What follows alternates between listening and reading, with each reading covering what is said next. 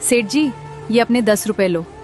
कल शाम को मैं सामान ले गई थी, तब आपको 100 रुपए दिए थे। 70 रुपए का सामान खरीदा था, आपने 30 रुपए की जगह मुझे 40 रुपए वापस दे दिए। एक बात बताइए बहन जी, आप सामान खरीदते समय कितने मोल भाव कर रही थी?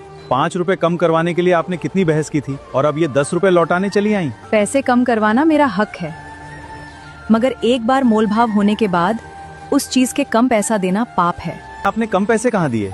आपने पूरे पैसे दिए थे। ये 10 रुपया तो मेरी गलती से आपके पास चला गया। रख लेती तो मुझे कोई फर्क नहीं पड़ने वाला। आपको शायद कोई फर्क नहीं पड़ता, लेकिन मेरे मन को कभी शांति नहीं मिलती। मुझे हमेशा यही लगता 10 रुपए गलती से मेरे पास रह गए हैं, इसलिए मैं रात को ही उन्हें वापस करने आई थी, मगर उस समय आपकी दुकान बंद थी। आप कहाँ रहती हो? सेक्टर 8 में रहती हूँ। आप 7 किलोमीटर दूर से ये 10 रुपए देने दूसरी बार आई हो? हाँ, दूसरी बार आई हूँ। मन का सुकून चाहिए तो ऐसा करना पड़ता है। मेरे पति इस दुनिया में नहीं है, मगर उन्होंने मुझे एक ही बात सिखाई है कि दूसरे के हक का एक पैसा भी मत खाना, क्योंकि इंसान छुप रह सकता है, मगर ऊपर वाला कभी भी हिसाब मांग सकता है। 300 रुपए लीजिए प्रकाश जी। कल जब आप सामान लेने आए थे तब हिसाब में ज्यादा जुड़ गए थे। पैसे हिसाब में ज्यादा जुड़ गए थे, तो आप तब दे देते जब मैं दोबारा दुकान पे आता। इतनी सुबह सुबह आप 300 रुपए देने चले आए। अगर मैं आपसे दोबारा मिल ही नहीं पाता तो आपके ये 300 रुपए कैसे लौटाता? आपको तो पता भी नहीं था कि आपके 300 रुपए मेरे पास थे, है ना? इसलिए देना जरूरी था। पता नहीं ऊपर वाला कब हिसाब मांगने लग जाए। सेठ तो चला गया, मगर प्रकाश के दिल में खलबली मच गई, क्योंकि 10 साल पहले उसने अपने एक दोस्त से 3 लाख रुपए उधार लिए थे, मगर पैसे देने के दूसरे ही दिन दोस्त मर गया था। दोस्त के घर वालों को पैसों के बारे में पता नहीं था, इसीलिए किसी ने उससे पैसे वापस नहीं मांगे थे।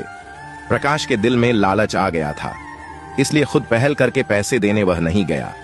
आज दोस्त का परिवार गरीबी में जी रहा था।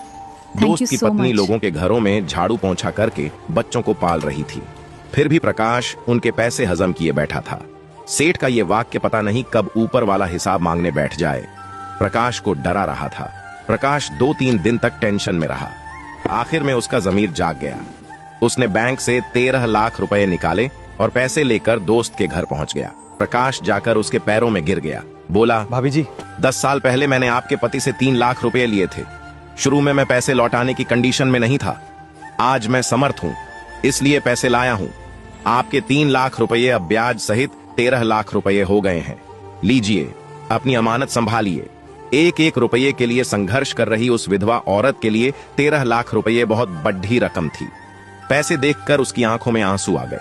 वह प्रकाश को दुआएं देने लगी, जो उसने ईमानदारी दिखाते हुए पैसे लौटा दिए। ये वही औरत थी जो सेठ को 10 रुपए लौटाने 2 बार गई थी।